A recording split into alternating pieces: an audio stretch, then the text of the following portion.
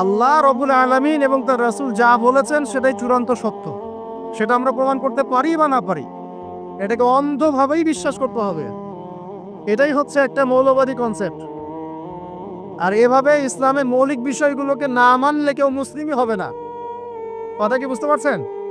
আচ্ছা, তিনি বলছেন রাতের বেলা এমন কিছু মাখলুক বের হয় যাদেরকে তোমরা দেখো না। দুষ্ট জিন বের হয়। কি বের হয়? জিন জাতি নাই পৃথিবীতে? আল্লাহ পাক সূরা জিন নামে একটা গোটা সূরা নাজিল করেছেন, করেন নাই? হাফেজ আছে না এখানে মানুষ? কুল উহিয়া ইলাইয়া আন্নাহু ইসতামা নাফারুম মিনাল জিন্নি ওয়া ক্বালু ইন্না সামি'না কুরআনান আজাবা। জিনদের একটা দল কোরআন শুনে বলেছিল যে আমরা অদ্ভুত আজব একটা কোরআন শুনেছি। তারপর তারা গিয়ে তাদের কওমের কাছে ইসলামের দাওয়াত দেয়, ওই কওম ইসলাম কবুল করে। এটা নবী সাল্লাল্লাহু আলাইহি ওয়াসাল্লামের জীবনের সেই সময়কার ঘটনা, যখন নবীজি তায়েফ থেকে ফিরে আসছেন। তায়েফবাসী তাকে অত্যাচার করলো। তিনি নাখলা উপত্যকায় এসে নামাজ পড়ছেন, ওই নামাজের কেরাত শুনে জিনরা ইসলাম কবুল করেছে। তো সূরা জিনে আল্লাহ পাক এই কথা নাজিল করেছেন। তো আল্লাহ পাক যে বলছেন জিন জাতি আছে, আল্লাহ কি মিথ্যা কথা বলছেন? নাকি নাসা যখন বলে এলিয়েন আছে তখন ওইটা সত্য, আর আল্লাহ বলছেন জিন জাতি আছে এটা মিথ্যা? তা আমাদেরকে আমার নতুন করে মুসলমান হওয়া লাগবে এখন, না আমাদের কনসেপ্ট চেঞ্জ হয়ে গেছে? আবার দেখেন আল্লাহ পাক বলছেন সূরা জারিয়াতের 56 নম্বর আয়াতে, ওয়ামা খালাকতুল জিন্না ওয়াল ইনসা ইল্লা লিয়াবুদুন। আমি জিন আর মানুষকে শুধু আমার ইবাদত করার জন্যই সৃষ্টি করেছে। তাহলে দুটো জাতি পাওয়া গেল, জিন এবং মানুষ। জিন কিসের তৈরি? আগুনের তৈরি। মানুষ কিসের তৈরি? কাদামাটি। ফেরেশতা কিসের তৈরি? নূরের তৈরি। তো এই যে সৃষ্টির বৈচিত্র্য, এটা কার সৃষ্টি? তো সেই আল্লাহ পাকের জ্ঞান সবচেয়ে বেশি না আমার জ্ঞান সবচেয়ে বেশি? সে আল্লাহর পক্ষ থেকে যখন কোরআন এবং হাদিস নাজিল হবে, তা আমি অন্ধভাবে মানবো না? নাকি আমি আল্লাহকে চ্যালেঞ্জ করবো ইবলিসের মতো? ইবলিস আল্লাহকে চ্যালেঞ্জ করছে না, খালাকতানি মিন নার ওয়া খালাকতাহু মিন তিন। আমি কেন আদমকে সিজদা করতে যাব? আমি কেন আদমকে সিজদা করতে যাব? আপনি আদমকে সৃষ্টি করেছেন মাটি দিয়ে, আমাকে সৃষ্টি করেছেন আগুন দিয়ে। তাহলে আমি আদমের চাইতে সুপিরিয়র, আমি আদমের চাইতে সেরা। তা আমি কেন ওকে সিজদা করতে যাব? ইবলিস আল্লাহকে চ্যালেঞ্জ করলো না? তো এখন আমরা যারা আল্লাহকে চ্যালেঞ্জ করছি, এখন এই বিশ্বে যারা আল্লাহকে চ্যালেঞ্জ করছে, কোরআনকে চ্যালেঞ্জ করছে, হাদিসকে চ্যালেঞ্জ করছে, এরা কি আল্লাহর অনুগত বান্দা না ইবলিসের এজেন্ট? এরা এই চ্যালেঞ্জিং ফিলোসফিটা পেল কোথা থেকে? ওই ইবলিস থেকে। ইবলিস থেকে এই ফিলোসফি এসেছে। আর ইবলিস তো এখনো মরে যায় নাই, মরে গেছে, বরং সে এখন প্রবীণ বয়স্ক হয়ে গেছে। তার অভিজ্ঞতা এখন অনেক বেশি। তার অভিজ্ঞতা কি বেশি? দেখবেন ইবলিস সবার আগে আদম সন্তানের গা থেকে কাপড় খুলে ফেলেছিল, জানেন? আপনাকে দেখাচ্ছি, সূরা আরফ পড়েন। সূরা আরফের মধ্যে আল্লাহ পাক বলছেন, ইয়া বানি আদম, হে আদম সন্তান, লা ইয়াফতিনান্নাকুমুশ শাইতান, হে আদমের সন্তানরা তোমরা শুনে রাখো, শয়তান ইবলিস যেন তোমাদেরকে ফিতনায় ফেলতে না পারে। কে বলছেন? আল্লাহ। কিরকম ফিতনা? ইয়ানজিউ আনহুমা লিবাসাহুমা, যে ইবলিস তোমাদের বাবা মায়ের গা থেকে কাপড় খুলে ফেলেছিল। ইয়া বানি আদম লা ইয়াফতিনান্নাকুমুশ শাইতান কামা আখরাজা আবাওয়াইকুম মিনাল জান্নাহ ইয়ানজিউ আনহুমা লিবাসাহুমা। আল্লাহ পাক বলছেন, হে আদমের সন্তানরা, তোমরা সতর্ক থেকো, ইবলিস যেন তোমাদেরকে ফিতনায় ফেলতে না পারে, যেমন করে সে তোমাদের বাবা এবং মাকে জান্নাত থেকে বের করে দিয়েছিল এবং তাদের গায়ের কাপড় খুলে ফেলেছে।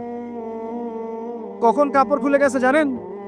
যখন ওই যে গাছের কাছে তারা চলে গেলেন, ওই যে এই গাছের কাছে যেও না, ওয়ালা তাকরাবা হাদিহিশ শাজারা, তোমরা এই গাছের কাছে যেও না। যখনই তারা গাছের কাছে গেলেন, ফল খেলেন, সাথে সাথে গায়ের কাপড় খুলে পড়ে গেছে। এর আগ পর্যন্ত দুজন জানতেন না কার লজ্জাস্থান কেমন।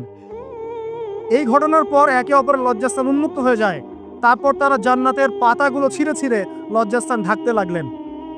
তাহলে ইবলিস আমাদের পিতা মাতাকে প্রতারিত করে ধোকায় ফেলে গা থেকে কাপড় খুলে ফেলেছে না? কথা কি বুঝতে পারছেন? এটাই আল্লাহ পাক বলছেন, তোমাদের কাপড় যেন তারা খুলতে না পারে, তোমাদেরকে যেন হে আদম সন্তান ইবলিস ফিতনায় ফেলতে না পারে। তাহলে এখন আপনি বলেন, এই বিংশ শতাব্দীতে এসে, একবিংশ শতাব্দীতে এসে যারা মুসলিমদের গা থেকে কাপড় খুলে ফেলতে চায়, এরা কার এজেন্ট? এরা কার এজেন্ডা বাস্তবায়ন করছে? প্রমাণ হিসেবে কি আমি নিজের মন গড়া কথা বললাম, না কোরআন থেকে দলিল দিলাম? কোন সূরা? সূরা আরাফ এর প্রথম 3টা পৃষ্ঠা পড়েন, ডিটেইলস লেখা আছে। আর আল্লাহ পাক বলেছেন ওয়ালাকাদ ইয়াসসারনাল কুরআনা লিযিকরি ফাহাল মিন মুদ্দাকির, কোরআনকে আমি বোঝার জন্য একদম সহজ করেছি, যে কেউ কোরআন বুঝতে পারবে ইনশাআল্লাহ, খালি পড়ে দেখো। ফাহাল মিন মুদ্দাকির, কেউ কি আছো কোরআন উপলব্ধি করবে? তো কোরআন বুঝতে হবে স্বচ্ছ মন নিয়ে। বিরোধিতা করার মন নিয়ে যদি কোরআন বুঝতে চান তাহলে আপনি বিভ্রান্ত হয়ে যাবেন। স্বচ্ছ মন নিয়ে, একটা কলবুন সালিম নিয়ে, আত্মসমর্পণের নিয়াতে আপনাকে কোরআন বুঝতে হবে। দেখবেন আল্লাহ আপনাকে হেদায়েত দিবেন ইনশাআল্লাহ। আল্লাহ পাক আমাদের সবাইকে কোরআন বোঝার তৌফিক দান করুন। তো যেটা বলছিলাম প্রিয় ভাইরা, রাতের বেলা এইসব প্রাণী বের হয়, নবী সাল্লাল্লাহু আলাইহি ওয়াসাল্লাম বলেছেন, অতএব আপনাদের বাচ্চা যারা আছে এদেরকে সন্ধ্যাবেলায় বাইরে ছেড়ে দিবেন না। এখন কিন্তু প্রচুর ঘটনা ঘটছে, প্রচুর জিনঘটিত ঘটনা ঘটছে, রুকিয়া করাতে হচ্ছে, জাদু টোনা করা হচ্ছে, বান টোনা করা হচ্ছে না?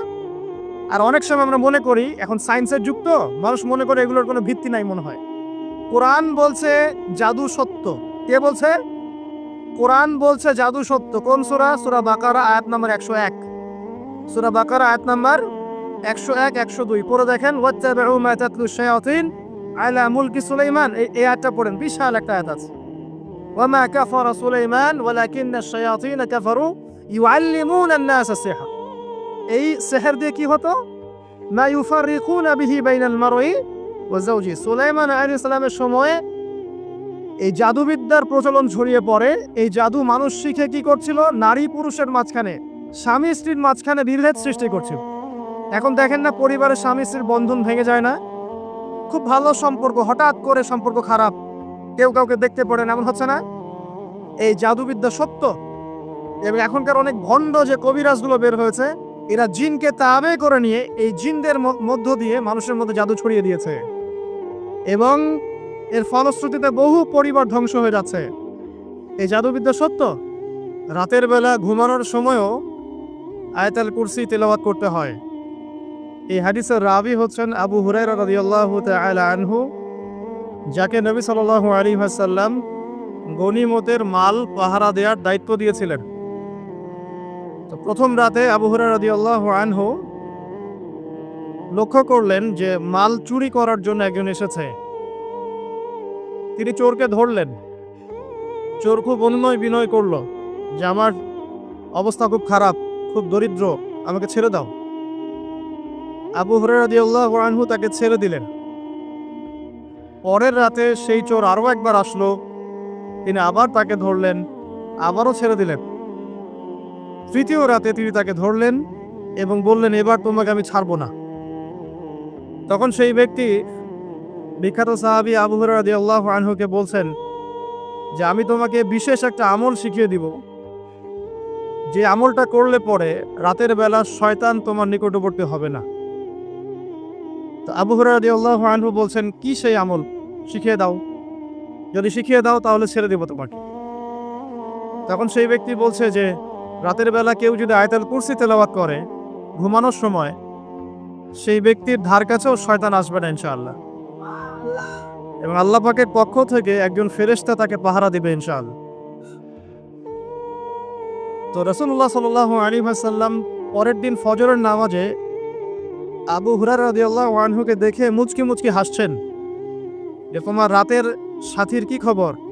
কারণ ওহীর মাধ্যমে নবী সাল্লাল্লাহু আলাইহি ওয়াসাল্লাম আগেই জেনেছেন কি হয়েছে গত রাতে। এটাই আল্লাহ পাকের ওয়াহী, যেটা কোনো বিজ্ঞান যুক্তি দর্শনের ব্যাখ্যায় আসবে না। আসবে না। তো আবু হুরায়রা রাদিয়াল্লাহু আনহু বলছেন যে আমি তো ইয়া রাসূলুল্লাহ তাকে ছেড়ে দিয়েছিলাম, পরে আবার এসেছে, আবার ধরেছি, আবার ছেড়ে দিয়েছে, আবার এসেছে। এবার ছাড়বো না পণ করেছিলাম, কিন্তু এবার সে আমাকে একটা আমল শিখিয়ে দিয়েছিল। তো এই আমল শেখানোর বদৌলতে আমি ওকে ছেড়ে দিয়েছি। কি আমল? রাতের বেলা আয়াতুল কুরসি তেলাওয়াত করলে শয়তান নিকটবর্তী হবে না, এবং রাতের বেলা একজন ফেরেশতা আল্লাহর পক্ষ থেকে ওই ব্যক্তিকে পাহারা দিবে ইনশাআল্লাহ। তো রাসূলুল্লাহ সাল্লাল্লাহু আলাইহি ওয়াসাল্লাম বলছেন এই কথা শুনে যে তোমার কাছে এসেছিল সে হচ্ছে ইবলিস, শয়তান। সে যতগুলো কথা বলে তার বেশিরভাগ কথাই সে মিথ্যা বলে, তবে এই কথাটা সে সত্য বলেছে। তার মানে আয়াতুল কুরসির ফজিলত কে জানিয়ে দিল? তাহলে জ্ঞান যদি সত্য হয়, জ্ঞানটা যদি সত্য হয়, মানে আল্লাহ এবং তার রাসূলের দলিল থাকে সেখানে, তো সেই সত্য জ্ঞানটা নেয়ার ব্যাপারে কোনো প্রতিবন্ধকতা থাকবে? থাকবে না। যে কোনো ব্যক্তি এমন কোনো কথা বলুক যেটা কোরআন এবং সুন্নাহর সাথে মিলে গেছে, এই কথা নিতে কি কোনো আপত্তি আছে? নাই। আর যে কোনো ব্যক্তি যত বড় আলেম হোক আর স্কলার হোক আর বুদ্ধিজীবী হোক না কেন, তার কথা যদি কোরআন সুন্নাহর সাথে না মেলে সেই কথা কি আমরা গ্রহণ করব? এই সহজ কথাটা মেনে নিলে কিন্তু মুসলিমদের মাঝে কোনো ইখতিলাফ থাকে না। তারপরেও হয়তো কিছু মতপার্থক্য থাকবে, সেটা ইসলামের সৌন্দর্য, সেটা ইসলামের সৌন্দর্য। যেমন আপনি ফজরের আগে বেতরের নামাজ পড়ছেন, তাহাজ্জুদের নামাজ পড়ে বেতরের নামাজ পড়ছেন, তারপরে 2 রাকাত সুন্নত পড়ছেন, তারপরে ফরজ পড়ছেন, ঠিক আছে? এই আমলটা নবী সাল্লাল্লাহু আলাইহি ওয়াসাল্লাম কর্তৃক স্বীকৃত এবং সুন্নাহ।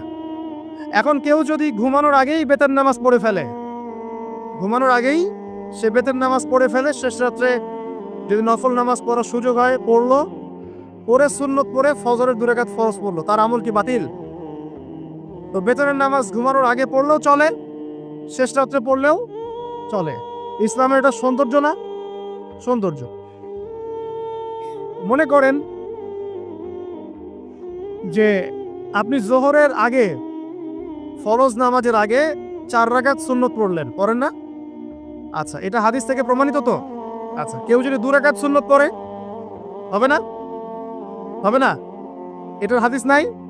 আচ্ছা, তাহলে এটা সৌন্দর্য না? এটা সৌন্দর্য। কখন এটা আমল করলেন, কখন ওইটা আমল করলেন। আচ্ছা, এরকম বলতে গেলে রাত শেষ হয়ে যাবে আসলে। মানে অসংখ্য আমল আছে যেগুলো ইসলামের সৌন্দর্য।